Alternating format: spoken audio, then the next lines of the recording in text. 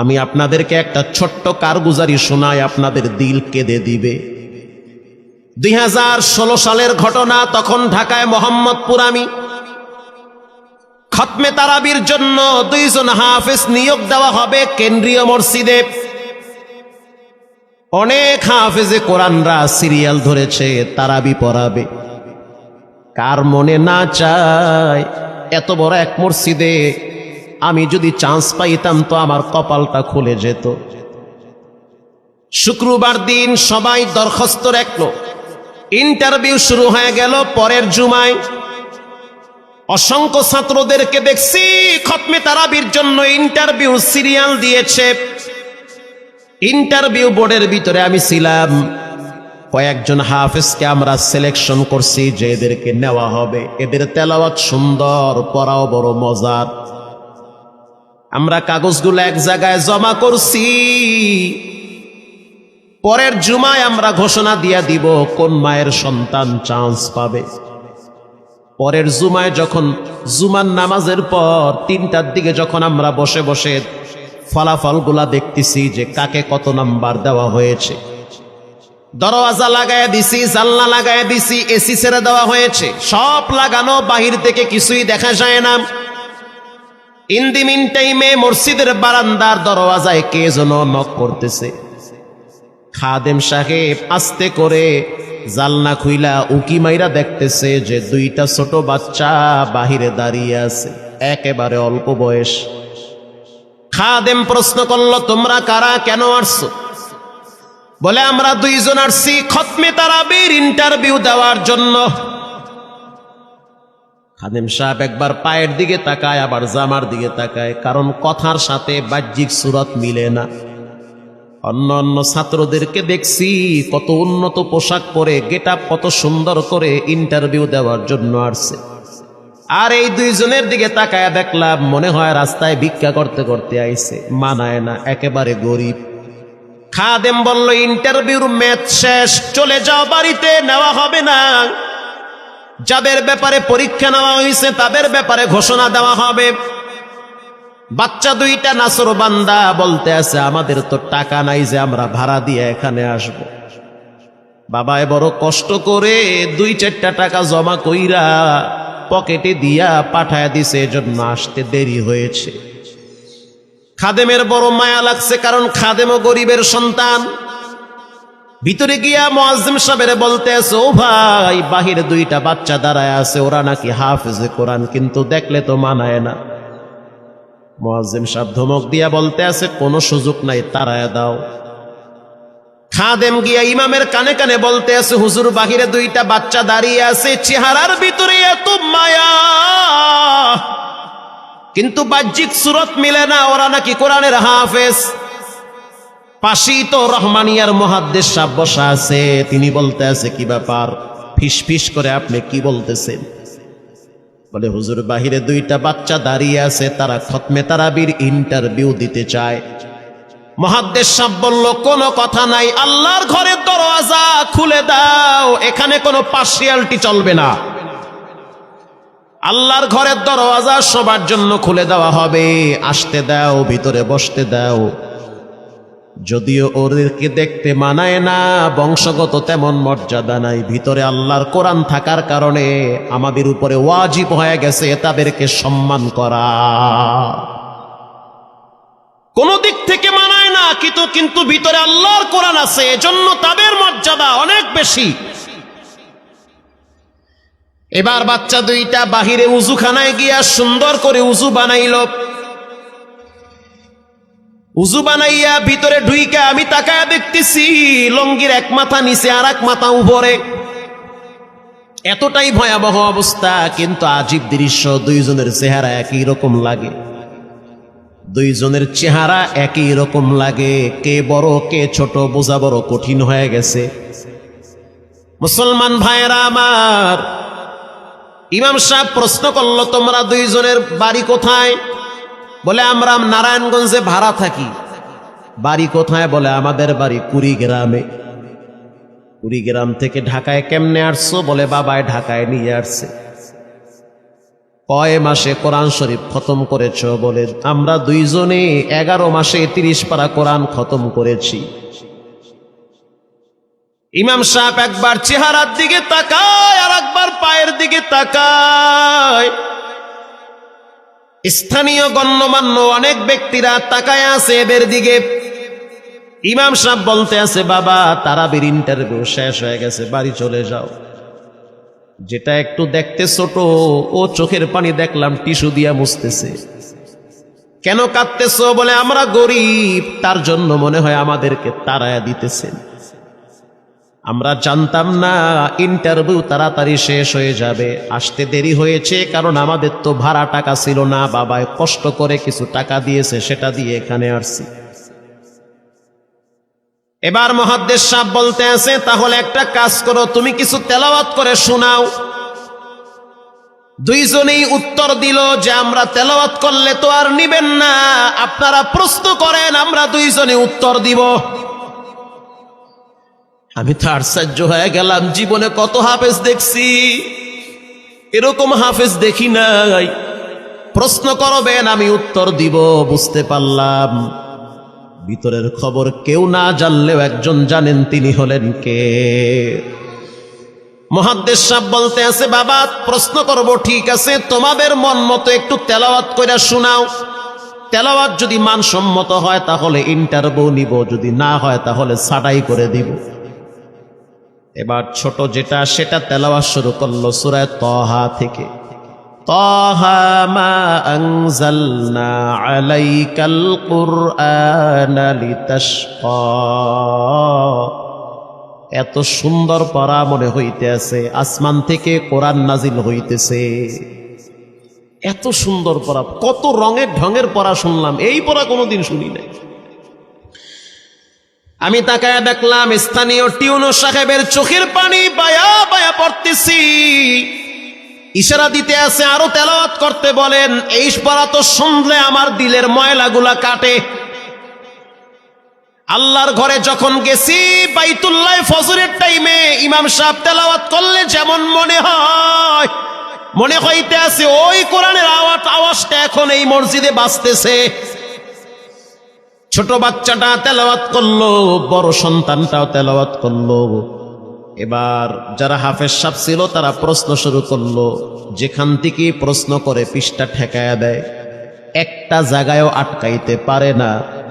এমনকি বাচ্চা দুইটা এটাও বলেছে, যদি আপনাদের যদি ধৈর্য থাকে তো আমরা দুইজনে পুরা 30 পারা এখানে এক দাঁড়ানে পড়ায়া দিব। আশা করি একটাও বাঁচবে না। এত সুন্দর পড়াশোনার পরে মোতাওয়াল্লি সাহেব বলল, সব বাদ, আমার কাছে এই দুইজনই পছন্দ হয়েছে। এই দুইজন রে মোতাওয়াল্লি সাহেব দাঁড়াইতে পারে না, হুইল চেয়ারে বসে থাকে, কাছে ডাইকা বুকের সাথে জড়ায়া ধরছে আর বলতে আছে, আল্লাহ এমন একটা সন্তান যদি আমার থাকতো জীবনটা ধন্য হয়ে যেত। আমার মৃত্যুর পরে একটু হইল তেরা কোরআন তেলাওয়াত করতে পারত। নিয়োগ হয়ে গেল, তারাবি শুরু হয়ে গেছে। মোহাম্মদপুর থানায় গিয়ে খবর নিয়ে দেখে অনেক পুলিশরা এই বাচ্চার পিছনে দাঁড়ায় দাঁড়ায় নামাজ পড়ে চোখের পানি ছেড়ে কেঁদেছে। শুধু তাই নয়, অনেক হিন্দু মহিলারা পর্যন্ত রাস্তায় হাঁটার সময় তেলাওয়াতের আওয়াজে দাঁড়ায় দাঁড়ায় কোরআন শ্রবণ করেছে। শুধু তাই নয়, অনেক বড় বড় ডাকাত, মাস্তান, সন্ত্রাস, কিশোর গ্যাংয়েরা পর্যন্ত দাঁড়ায় দাঁড়ায় কোরআনের আওয়াজ শুনেছে। 17ই রমজান দেশে বদর দিবস, হাজার হাজার মুসল্লি দাঁড়িয়ে আছি। ইমাম সাহেব জানে না যে এরা দুইজনে আপন মায়ের পেটের ভাই হয়, এটা ইমামের জানা নাই। দুইজনে তারাবি চলতে আছে, চমৎকার পড়া, পিছনে শত শত মাওলানা মুফতি দাঁড়ায় থাকে। মনে হইতেছে তেলাওয়াতের আওয়াজে আর এক জগতে হারিয়ে যায়, এত সুন্দর পড়া। তারাবি শেষ হয়ে গেল, মুসাফা শুরু হয়ে গেল। বাচ্চা দুইটারে কেউ বুকের সাথে জড়ায়, কেউ কপালে চুমা দেয়, বলে আল্লাহর কোরআনকে চুমা দেই। হাজার হাজার মানুষ যখন আস্তে আস্তে নামাজ শেষ করে চলে গেল, একেবারে মসজিদের পিছনে বারান্দার পরে আরো একটা বারান্দা থাকে, ওই বারান্দায় এক লোক বসে বসে গামছা দিয়া চোখের পানি মুছতেছে। কিছুক্ষণ পরে লোকটা দেওয়ালের সাথে কপালটা ঠেকায় দিয়া একেবারে অস্থির হয়ে গেল, মনে হচ্ছে তার ভিতরে কাঁপুনি শুরু হয়ে গেছে। কিছু মুসল্লি গিয়া প্রশ্ন করলো, কি হয়েছে আপনার? বলে আমার কিছুই হয় নাই। টাকা লাগবে? বলে না, টাকা লাগবে না। তাহলে আপনি কেন এখানে কাঁদতেছেন? বলে আমি এমনি কাঁদতেছি, এটা কষ্টের কান্না না, এটা খুশির কান্না। এটা কষ্টের কান্না না, এটা খুশির কান্না, আনন্দর কান্না। আল বুকা মিনাল ফারাহ। অতি সুখে মানুষ কখনো কখনো কেঁদে দেয়, চোখের পানি ছেড়ে দেয়। ইমাম সাহেব বলল, পিছনে কে? লোকটা তাকে সামনে নিয়ে আসে। এবার লোকটাকে যখন কিছু দূর সামনে আনা হইল, ওই বাচ্চা দুইটা মসজিদের ভিতর থেকে দৌড় মাইরা গিয়া বলতে আছে, এই লোকটা আমার আব্বা, ইনি আমার আব্বা হয়। ধমক দিবেন না, রাগ করবেন না। আমার আব্বা ঢাকা শহরে রিক্সা চালায়, রিক্সা চালায় চালায় আমাদের দুইটা ভাইরে কোরআনের হাফেজ বানাইছে। ইমাম সাহেব ধমক দিয়ে বলতে আছে, আপনি কেন দেরি করলেন? আগে কেন আসলেন না? রিক্সাওয়ালা বলতে আছে, আমি যদি আগে আসতাম আর যদি পরিচয় দিতাম আমি রিক্সাওয়ালা, হয়তো আমার বাচ্চা দুইটারে মানুষ খোটা দিবে যে রিক্সাওয়ালার পোলা। এজন্য আমি আসি নাই। দূর থেকে নামাজে কোরআন তেলাওয়াত শুইলে আবার আস্তে করে দূরে চলে যাই। মাঝে মাঝে বাচ্চা দুইটার সাথে দূর থেকে আইসা দেখা করি। এটাই হলো কোরআনের বরকত। পরে শুনতে পারলাম এই বাচ্চা দুইটার মাও নাকি গাড়ি অ্যাক্সিডেন্টে মারা গেছে। লাশ পড়ে আছে সেই কুড়িগ্রামে। একটা ছেলের নাম জুবায়ের আর একটার নাম হলো তালহা। রিক্সাওয়ালা বলতে আছে, আমার আফসোস নাই, কষ্ট হলো এক জায়গায়, সেটা হলো ঈদের সময় বাচ্চাগুলা তো বাড়িতে যাবে। বাড়িতে যাওয়ার পরে দেখবে ওদের মায়ের লাশ কবরে পড়ে আছে। ডানে বামে মাটি, সামনে পিছনে মাটি, মাটির ঘর, অন্ধকার কবরে মা ঘুমায়। ঈদের দিন এমন কোন দরদি নাই যে আমার বাচ্চাগুলারে সান্ত্বনা দিবে। গত ঈদেও দেখছি বাচ্চা দুইটা মায়ের কবরের পাশে দাঁড়ায় দাঁড়ায় লম্বা টাইম কেঁদেছিল।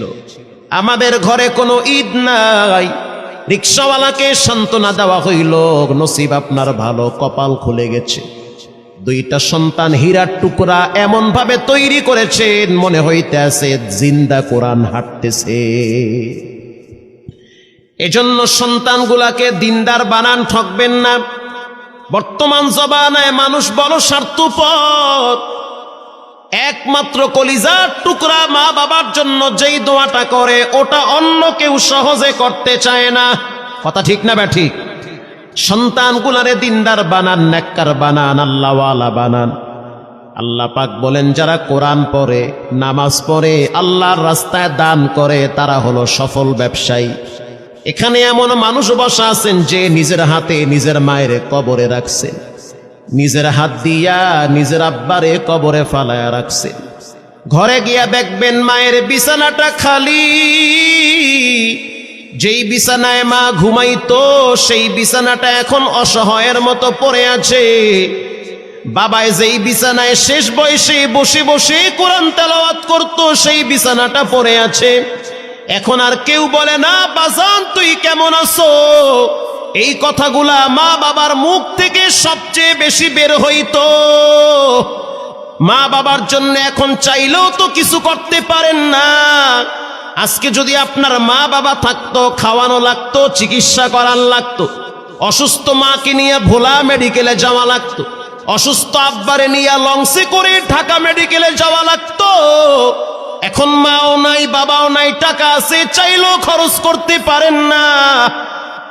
সহজ একটা রাস্তা বের করে দেই, এর চেয়ে সুবর্ণ সুযোগ আপনি পাবেন কোথায়? আব্বারে তো থাকলে খাওয়াইতেন ভাত, না তো আর করতে পারতেন না। আমি আপনাদেরকে একটা ছোট্ট কারগুজারি শোনাই, আপনাদের দিল কেঁদে দিবে। 2016 সালের ঘটনা। তখন ঢাকায় মোহাম্মদপুর আমি খতমে তারাবির জন্য 2 জন হাফেজ নিয়োগ দেওয়া হবে কেন্দ্রীয় মসজিদে। অনেক হাফেজে কোরআনরা সিরিয়াল ধরেছে, তারাবি পড়াবে। কার মনে না চায় এত বড় এক মসজিদে আমি যদি চান্স পাইতাম তো আমার কপালটা খুলে যেত। শুক্রবার দিন সবাই দরখাস্ত রাখলো, ইন্টারভিউ শুরু হয়ে গেল। পরের জুমায় অসংখ্য ছাত্রদেরকে দেখছি খতমে তারাবির জন্য ইন্টারভিউ সিরিয়াল দিয়েছে। ইন্টারভিউ বোর্ডের ভিতরে আমি ছিলাম। কয়েকজন হাফেজকে আমরা সিলেকশন করছি যে এদেরকে নেওয়া হবে। এদের তেলাওয়াত সুন্দর, পড়াও বড় মজার। আমরা কাগজগুলো এক জায়গায় জমা করছি। পরের জুমায় আমরা ঘোষণা দিয়ে দিব কোন মায়ের সন্তান চান্স পাবে। পরের জুমায় যখন জুমার নামাজের পর 3টার দিকে যখন আমরা বসে বসে ফলাফলগুলা দেখতেছি যে কাকে কত নাম্বার দেওয়া হয়েছে, দরওয়াজা লাগায় দিছি, জানলা লাগায় দিছি, এসি ছেড়ে দেওয়া হয়েছে, সব লাগানো, বাহির থেকে কিছুই দেখা যায় না। ইন দি মিন টাইমে মসজিদের বারান্দার দরওয়াজায় কে যেন নক করতেছে। খাদেম সাহেব আস্তে করে জালনা খুইলা উকি মাইরা দেখতেছে যে 2টা ছোট বাচ্চা বাহিরে দাঁড়িয়ে আছে, একেবারে অল্প বয়স। খাদেম প্রশ্ন করলো, তোমরা কারা, কেন আসছো? বলে, আমরা 2 জন আসছি খতমে তারাবির ইন্টারভিউ দেওয়ার জন্য। খাদেম সাহেব একবার পায়ের দিকে তাকায়, আবার জামার দিকে তাকায়, কারণ কথার সাথে বাহ্যিক সুরত মিলে না। অন্য অন্য ছাত্রদেরকে দেখছি কত উন্নত পোশাক পরে, গেট আপ কত সুন্দর করে ইন্টারভিউ দেওয়ার জন্য আসছে। আর এই 2 জনের দিকে তাকায় দেখলাম মনে হয় রাস্তায় ভিক্ষা করতে করতে আইছে, মানায় না, একেবারে গরিব। খাদেম বলল, ইন্টারভিউর ম্যাচ শেষ, চলে যাও বাড়িতে, নেওয়া হবে না। যাদের ব্যাপারে পরীক্ষা নেওয়া হয়েছে তাদের ব্যাপারে ঘোষণা দেওয়া হবে। বাচ্চা 2টা নাসর বান্দা বলতে আছে, আমাদের তো টাকা নাই যে আমরা ভাড়া দিয়ে এখানে আসব। বাবায় বড় কষ্ট করে 2-4টা টাকা জমা কইরা পকেটে দিয়া পাঠায় দিছে, এজন্য আসতে দেরি হয়েছে। খাদেমের বড় মায়া লাগছে, কারণ খাদেমও গরিবের সন্তান। ভিতরে গিয়া মুয়াজ্জিম সাহেবের বলতে আছে, ও ভাই, বাহিরে 2টা বাচ্চা দাঁড়ায় আছে, ওরা নাকি হাফেজে কোরআন, কিন্তু দেখলে তো মানায় না। মুয়াজ্জিম সাহেব ধমক দিয়া বলতে আছে, কোনো সুযোগ নাই, তাড়ায় দাও। খাদেম গিয়া ইমামের কানে কানে বলতে আছে, হুজুর, বাহিরে 2টা বাচ্চা দাঁড়িয়ে আছে, চেহারার ভিতরে এত মায়া, কিন্তু বাহ্যিক সুরত মিলে না, ওরা নাকি কোরআনের হাফেজ। পাশেই তো রহমানিয়ার মুহাদ্দিস সাহেব বসা আছে, তিনি বলতে আছে, কি ব্যাপার, ফিস ফিস করে আপনি কি বলতেছেন? বলে, হুজুর, বাহিরে 2টা বাচ্চা দাঁড়িয়ে আছে, তারা খতমে তারাবির ইন্টারভিউ দিতে চায়। মুহাদ্দিস সাহেব বলল, কোনো কথা নাই, আল্লাহর ঘরের দরওয়াজা খুলে দাও, এখানে কোনো পার্সিয়ালিটি চলবে না। আল্লাহর ঘরের দরওয়াজা সবার জন্য খুলে দেওয়া হবে, আসতে দাও, ভিতরে বসতে দাও। যদিও ওদেরকে দেখতে মানায় না, বংশগত তেমন মর্যাদা নাই, ভিতরে আল্লাহর কোরআন থাকার কারণে আমাদের উপরে ওয়াজিব হয়ে গেছে তাদেরকে সম্মান করা। কোন দিক থেকে মানায় না, কিন্তু ভিতরে আল্লাহর কোরআন আছে, এজন্য তাদের মর্যাদা অনেক বেশি। এবার বাচ্চা 2টা বাহিরে উজুখানায় গিয়া সুন্দর করে উজু বানাইল।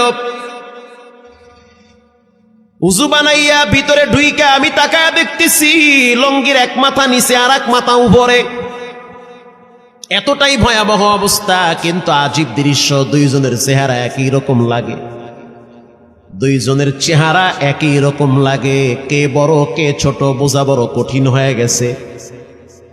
মুসলমান ভাইয়েরা আমার, ইমাম সাহেব প্রশ্ন করলো, তোমরা 2 জনের বাড়ি কোথায়? বলে, আমরা নারায়ণগঞ্জে ভাড়া থাকি। বাড়ি কোথায়? বলে, আমাদের বাড়ি কুড়িগ্রামে। কুড়িগ্রাম থেকে ঢাকায় কেমনে আসছো? বলে, বাবায় ঢাকায় নিয়ে আসছে। কয় মাসে কোরআন শরীফ খতম করেছ? বলে, আমরা 2 জনে 11 মাসে 30 পারা কোরআন খতম করেছি। ইমাম সাহেব একবার চেহারার দিকে তাকায় আর একবার পায়ের দিকে তাকায়। স্থানীয় গণ্যমান্য অনেক ব্যক্তিরা তাকায় আছে এদের দিকে। ইমাম সাহেব বলতে আছে, বাবা, তারাবির ইন্টারভিউ শেষ হয়ে গেছে, বাড়ি চলে যাও। যেটা একটু দেখতে ছোট, ও চোখের পানি দেখলাম টিস্যু দিয়া মুছতেছে। কেন কাঁদতেছো? বলে আমরা গরিব, তার জন্য মনে হয় আমাদেরকে তাড়ায়া দিতেছেন। আমরা জানতাম না ইন্টারভিউ তাড়াতাড়ি শেষ হয়ে যাবে, আসতে দেরি হয়েছে কারণ আমাদের তো ভাড়া টাকা ছিল না, বাবায় কষ্ট করে কিছু টাকা দিয়েছে, সেটা দিয়ে এখানে আসছি। এবার মুহাদ্দিস সাহেব বলতে আছে, তাহলে একটা কাজ করো, তুমি কিছু তেলাওয়াত করে শোনাও। দুইজনেই উত্তর দিল যে আমরা তেলাওয়াত করলে তো আর নিবেন না, আপনারা প্রশ্ন করেন, আমরা দুইজনে উত্তর দিব। আমি তো আশ্চর্য হয়ে গেলাম, জীবনে কত হাফেজ দেখছি, এরকম হাফেজ দেখি নাই। প্রশ্ন করবেন, আমি উত্তর দিব। বুঝতে পারলাম ভিতরের খবর কেউ না জানলেও একজন জানেন, তিনি হলেন কে? মুহাদ্দিস সাহেব বলতে আছে, বাবা প্রশ্ন করব ঠিক আছে, তোমাদের মন মতো একটু তেলাওয়াত কইরা শোনাও। তেলাওয়াত যদি মানসম্মত হয় তাহলে ইন্টারভিউ নিব, যদি না হয় তাহলে ছাঁটাই করে দিব। এবার ছোট যেটা সেটা তেলাওয়াত শুরু করলো সূরা তাহা থেকে। তাহা মা আনজালনা আলাইকাল কুরআনা লিতাশকা। এত সুন্দর পড়া মনে হইতে আছে, আসমান থেকে কোরআন নাজিল হইতেছে। এত সুন্দর পড়া, কত রঙের ঢঙের পড়া শুনলাম, এই পড়া কোনোদিন শুনি নাই। আমি তাকায়া দেখলাম স্থানীয় টিউনো সাহেবের চোখের পানি বায়া বায়া পড়তেছি। ইশারা দিতে আছে আরো তেলাওয়াত করতে বলেন। এই পড়া তো শুনলে আমার দিলের ময়লাগুলা কাটে। আল্লাহর ঘরে যখন গেছি বাইতুল্লাহ ফজরের টাইমে ইমাম সাহেব তেলাওয়াত করলে যেমন মনে হয়, মনে হইতে আছে ওই কোরআনের আওয়াজটা এখন এই মসজিদে বাজতেছে। ছোট বাচ্চাটা তেলাওয়াত করলো, বড় সন্তানটাও তেলাওয়াত করলো। এবার যারা হাফেজ সাহেব ছিল তারা প্রশ্ন শুরু করলো। যেখান থেকে প্রশ্ন করে পৃষ্ঠা ঠেকায়া দেয়, একটা জায়গায়ও আটকাইতে পারে না।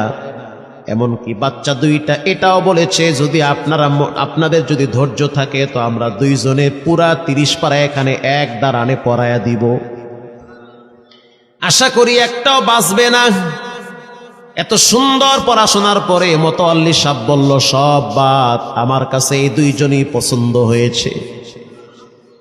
এই দুইজন রে মোতাওয়াল্লি সাহেব দাঁড়াইতে পারে না, হুইল চেয়ারে বসে থাকে, কাছে ডাইকা বুকের সাথে জড়ায়া ধরছে আর বলতে আছে, আল্লাহ এমন একটা সন্তান যদি আমার থাকতো জীবনটা ধন্য হয়ে যেত। আমার মৃত্যুর পরে একটু হইল তেরা কোরআন তেলাওয়াত করতে পারত। নিয়োগ হয়ে গেল, তারাবি শুরু হয়ে গেছে। মোহাম্মদপুর থানায় গিয়ে খবর নিয়ে দেখেন অনেক পুলিশরা এই বাচ্চার পিছনে দাঁড়ায় দাঁড়ায় নামাজ পড়ে চোখের পানি ছেড়ে কেঁদেছে। শুধু তাই নয়, অনেক হিন্দু মহিলারা পর্যন্ত রাস্তায় হাঁটার সময় তেলাওয়াতের আওয়াজে দাঁড়ায় দাঁড়ায় কোরআন শ্রবণ করেছে। শুধু তাই নয়, অনেক বড় বড় ডাকাত, মাস্তান, সন্ত্রাস, কিশোর গ্যাংয়েরা পর্যন্ত দাঁড়ায় দাঁড়ায় কোরআনের আওয়াজ শুনেছে। 17ই রমজান দেশে বদর দিবস, হাজার হাজার মুসল্লি দাঁড়িয়ে আছি। ইমাম সাহেব জানে না যে এরা দুইজনে আপন মায়ের পেটের ভাই হয়, এটা ইমামের জানা নাই। দুইজনে তারাবি চলতে আছে, চমৎকার পড়া, পিছনে শত শত মাওলানা মুফতি দাঁড়ায় থাকে। মনে হইতেছে তেলাওয়াতের আওয়াজে আর এক জগতে হারিয়ে যায়, এত সুন্দর পড়া। তারাবি শেষ হয়ে গেল, মুসাফা শুরু হয়ে গেল। বাচ্চা দুইটারে কেউ বুকের সাথে জড়ায়, কেউ কপালে চুমা দেয়, বলে আল্লাহর কোরআনকে চুমা দেই। হাজার হাজার মানুষ যখন আস্তে আস্তে নামাজ শেষ করে চলে গেল, একেবারে মসজিদের পিছনে বারান্দার পরে আরো একটা বারান্দা থাকে, ওই বারান্দায় এক লোক বসে বসে গামছা দিয়া চোখের পানি মুছতেছে। কিছুক্ষণ পরে লোকটা দেওয়ালের সাথে কপালটা ঠেকায় দিয়া একেবারে অস্থির হয়ে গেল। মনে হচ্ছে তার ভিতরে কাঁপুনি শুরু হয়ে গেছে। কিছু মুসল্লি গিয়া প্রশ্ন করলো, কি হয়েছে আপনার? বলে আমার কিছুই হয় নাই। টাকা লাগবে? বলে না, টাকা লাগবে না। তাহলে আপনি কেন এখানে কাঁদতেছেন? বলে আমি এমনি কাঁদতেছি, এটা কষ্টের কান্না না, এটা খুশির কান্না। এটা কষ্টের কান্না না, এটা খুশির কান্না, আনন্দর কান্না। আল বুকাউ মিনাল ফারাহ। অতি সুখে মানুষ কখনো কখনো কেঁদে দেয়, চোখের পানি ছেড়ে দেয়। ইমাম সাহেব বলল, পিছনে কে? লোকটা তাকে সামনে নিয়ে আসে। এবার লোকটাকে যখন কিছু দূর সামনে আনা হইল, ওই বাচ্চা দুইটা মসজিদের ভিতর থেকে দৌড় মাইরা গিয়া বলতে আছে, এই লোকটা আমার আব্বা, ইনি আমার আব্বা হয়। ধমক দিবেন না, রাগ করবেন না। আমার আব্বা ঢাকা শহরে রিক্সা চালায়। রিক্সা চালায় চালায় আমাদের দুইটা ভাইরে কোরআনের হাফেজ বানাইছে। ইমাম সাহেব ধমক দিয়া বলতে আছে, আপনি কেন দেরি করলেন? আগে কেন আসলেন না? রিক্সাওয়ালা বলতে আছে, আমি যদি আগে আসতাম আর যদি পরিচয় দিতাম আমি রিক্সাওয়ালা, হয়তো আমার বাচ্চা দুইটারে মানুষ খোটা দিবে যে রিক্সাওয়ালার পোলা। এজন্য আমি আসি নাই। দূর থেকে নামাজে কোরআন তেলাওয়াত শুইলা আবার আস্তে করে দূরে চলে যাই। মাঝে মাঝে বাচ্চা দুইটার সাথে দূর থেকে আইসা দেখা করি। এটাই হলো কোরআনের বরকত। পরে শুনতে পারলাম এই বাচ্চা দুইটার মাও নাকি গাড়ি অ্যাক্সিডেন্টে মারা গেছে। লাশ পড়ে আছে সেই কুড়িগ্রামে। একটা ছেলের নাম জুবায়ের আর একটার নাম হলো তালহা। রিক্সাওয়ালা বলতে আছে, আমার আফসোস নাই, কষ্ট হলো এক জায়গায়, সেটা হলো ঈদের সময় বাচ্চাগুলা তো বাড়িতে যাবে। বাড়িতে যাওয়ার পরে দেখবে ওদের মায়ের লাশ কবরে পড়ে আছে। ডানে বামে মাটি, সামনে পিছনে মাটি, মাটির ঘর, অন্ধকার কবরে মা ঘুমায়। ঈদের দিন এমন কোন দরদি নাই যে আমার বাচ্চাগুলারে সান্ত্বনা দিবে। গত ঈদেও দেখছি বাচ্চা দুইটা মায়ের কবরের পাশে দাঁড়ায় দাঁড়ায় লম্বা টাইম কেঁদেছিল। আমাদের ঘরে কোনো ঈদ নাই। রিক্সাওয়ালাকে সান্ত্বনা দেওয়া হইল, নসিব আপনার ভালো, কপাল খুলে গেছে। দুইটা সন্তান হীরার টুকরা এমন ভাবে তৈরি করেছেন, মনে হইতে আছে জিন্দা কোরআন হাঁটতেছে। এজন্য সন্তানগুলাকে দিনদার বানান, ঠকবেন না। বর্তমান জমানায় মানুষ বড় স্বার্থপর। একমাত্র কলিজার টুকরা মা বাবার জন্য যেই দোয়াটা করে ওটা অন্য কেউ সহজে করতে চায় না। কথা ঠিক না ঠিক? সন্তানগুলারে দিনদার বানান, নেককার বানান, আল্লাহওয়ালা বানান। আল্লাহ পাক বলেন, যারা কোরআন পড়ে, নামাজ পড়ে, আল্লাহর রাস্তায় দান করে, তারা হলো সফল ব্যবসায়ী। এখানে এমন মানুষ বসা আছেন যে নিজের হাতে নিজের মায়ের কবরে রাখছেন, নিজের হাত দিয়া নিজের আব্বারে কবরে ফালায়া রাখছেন। ঘরে গিয়া দেখবেন মায়ের বিছানাটা খালি। যেই বিছানায় মা ঘুমাইতো সেই বিছানাটা এখন অসহায়ের মতো পড়ে আছে। বাবায় যেই বিছানায় শেষ বয়সে বসে বসে কোরআন তেলাওয়াত করতো সেই বিছানাটা পড়ে আছে। এখন আর কেউ বলে না, বাজান তুই কেমন আছো? এই কথাগুলা মা বাবার মুখ থেকে সবচেয়ে বেশি বের হইতো। মা বাবার জন্য এখন চাইলেও তো কিছু করতে পারেন না। আজকে যদি আপনার মা বাবা থাকতো, খাওয়ানো লাগতো, চিকিৎসা করার লাগতো, অসুস্থ মাকে নিয়ে ভোলা মেডিকেলে যাওয়া লাগতো, অসুস্থ আব্বারে নিয়ে লঞ্চে করে ঢাকা মেডিকেলে যাওয়া লাগতো। এখন মাও নাই, বাবাও নাই, টাকা আছে, চাইলেও খরচ করতে পারেন না। সহজ একটা রাস্তা বের করে দেই, এর চেয়ে সুবর্ণ সুযোগ আপনি পাবেন কোথায়? আব্বারে তো থাকলে খাওয়াইতেন ভাত, না তো আর করতে পারতেন না।